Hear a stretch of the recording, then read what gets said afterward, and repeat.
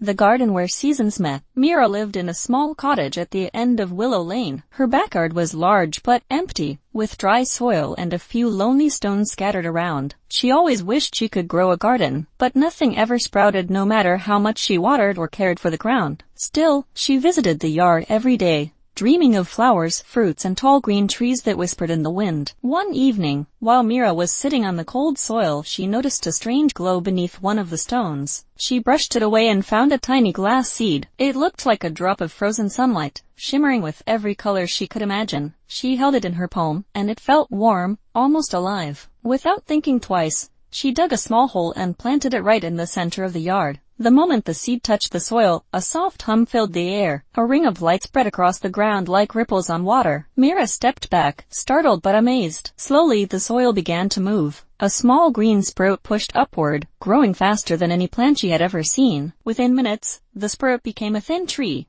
and then a tall, strong one with branches reaching in every direction. But what surprised Mira most was that each branch looked different. One branch held fresh spring blossoms, white and soft, smelling like new beginnings. Another branch was full of summer fruit, bright red apples, juicy peaches, and golden pears. A third branch was covered in orange and red autumn leaves that rustled gently even without wind. The last branch shimmered with winter frost, sparkling like delicate snowflakes frozen in time. Mira gasped. It was a tree of all seasons. She reached out to touch a blossom, and it filled her hand with warmth. Then she touched a frosted leaf, and it cooled her skin like gentle winter air. The garden around the tree began to change too. Grass spread across the soil, flowers bloomed in colorful circles, and tiny streams formed, connecting the four seasonal branches. As Mira explored the garden, the tree spoke in a soft, rustling voice. It told her it was the guardian tree of seasons, planted only once every 100 years by someone who still believed in the magic of nature. Mira had given the seed a home, and in return, the garden would live and grow as long as she cared for it. Over time, the garden became famous. People traveled from faraway villages to see the place where all four seasons lived together. Children played under the summer fruit branch. Elders sat beneath the autumn leaves, and artists painted the winter frost sparkling next to spring blossoms.